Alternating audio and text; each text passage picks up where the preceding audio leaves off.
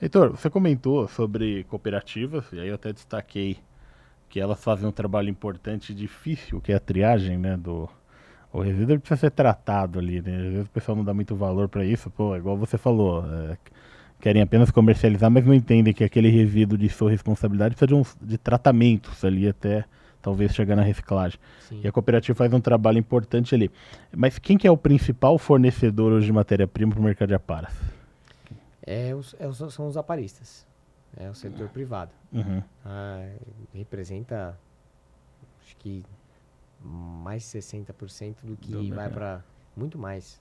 E isso vem de gerações como indústrias, geralmente desse. Indústria, distribuidora, supermercados, Perfeito. pequenos geradores também, que Uhum. são os ferros velhos, que a gente vê por aí, que inclusive não é um problema, ele é talvez até uma solução, muito mais viável até que algumas cooperativas. A cooperativa ela tem o viés, né, dessa separação e de ajudar os catadores. Porque tem muitos catadores que sozinhos, independentes, não conseguem grandes resultados, chegam até a passar fome. Então ele tem esse viés, ele tem a sua maneira de trabalhar, né? Uhum. Tem cooperativas que têm grandes resultados na cidade de São Paulo, Legal. mas quando você pega os dados da quantidade de cooperativa, você vê que ainda há uma ineficiência muito grande. Uhum. E quando você vai para o mercado privado, ah, o negócio, o CNPJ, se ele não for rentável, ele não existe, né? Uhum. Ele não existe, ele precisa pagar a conta, né? Então aí O fator vão, econômico é é essencial. essencial. Então você pega aí grandes aparistas fornecendo volumes gigantescos para as indústrias, sendo principais fornecedores de aparelhos de papel.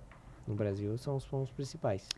Qual que é o percentual de reciclagem? Hoje você chegou a comentar aqui na nossa conversa 3 ou 4% e você acredita nesse número? Como que... Não acredito. Se Uhum. você pegar já o da latinha aí, que o pessoal fala 99%, já é uma discrepância muito grande. Já é estranho, né? Você já falou, oxe, então, e os 4%, vem da onde?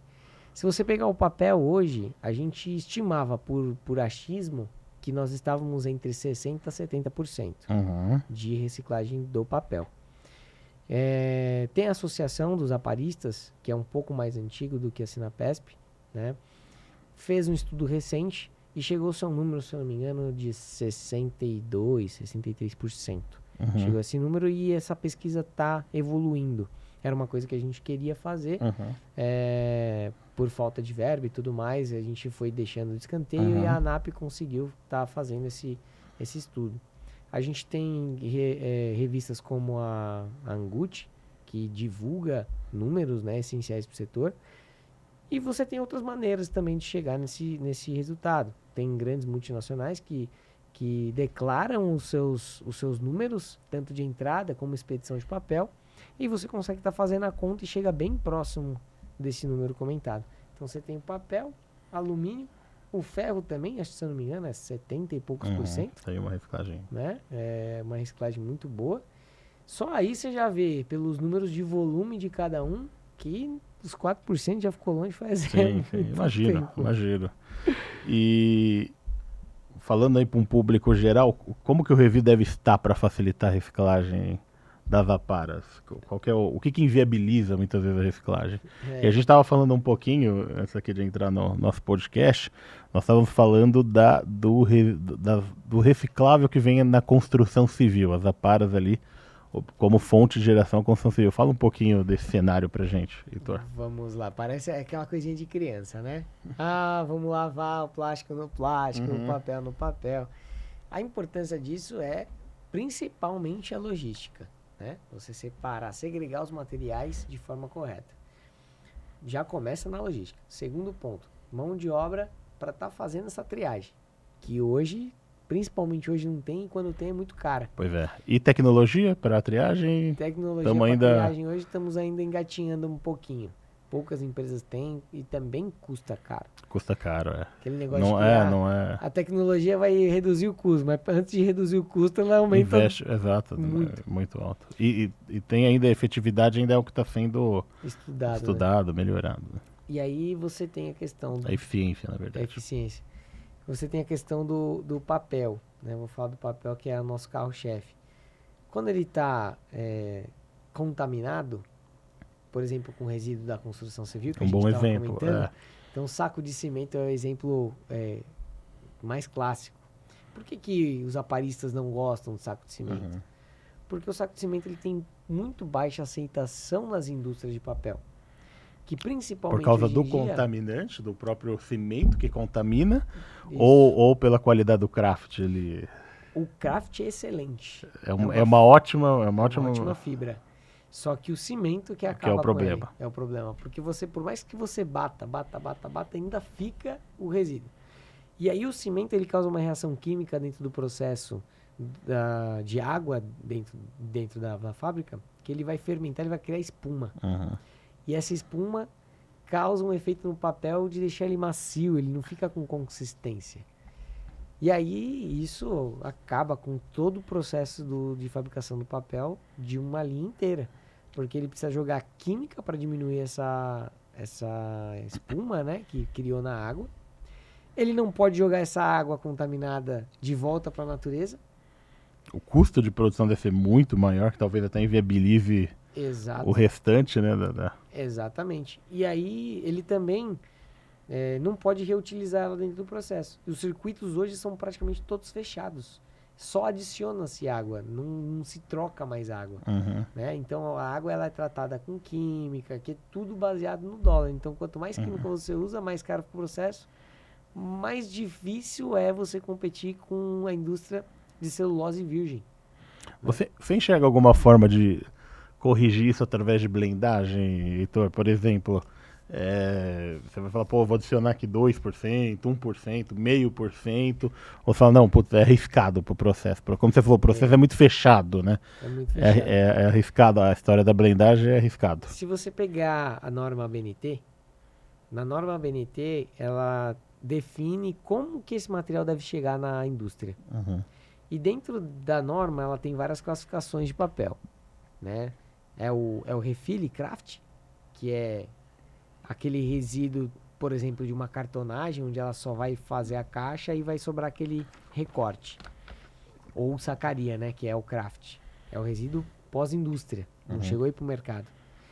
Aí você tem do lado 1, que é só caixa de papel marrom, só marrom, onde o cara vai comprar, a indústria vai comprar, ela sabe que lá só tem caixa marrom, não tem colorido, não tem nada. Tem o nosso famoso ondulado 2, que é o que a grande maioria tem, o que nós temos em abundância no material pós-consumo, né?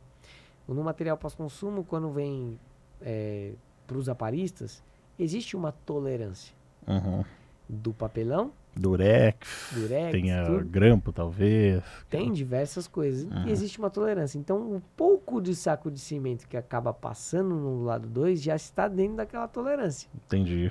A indústria já utiliza química para evitar que tenha erro dentro do processo, né? E sabe que alguma coisa passa. Então, assim, mas é uma porcentagem. Estou falando de 3% de outros materiais.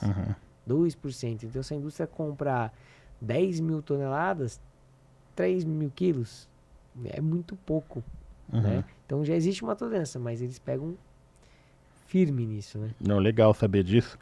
No encontro nacional, Felipe, porque é o que eu imaginava, sua resposta, e então eu vejo que uma solução, se a gente for pensar em reciclar isso, fazer desvio de aterro para esse tipo de resíduo que vem da obra, que é um volume significativo, eu tenho alguns estudos que mostra que de 3 a 5% de todo o resíduo gerado ali pela obra são recicláveis do tipo papel plástico.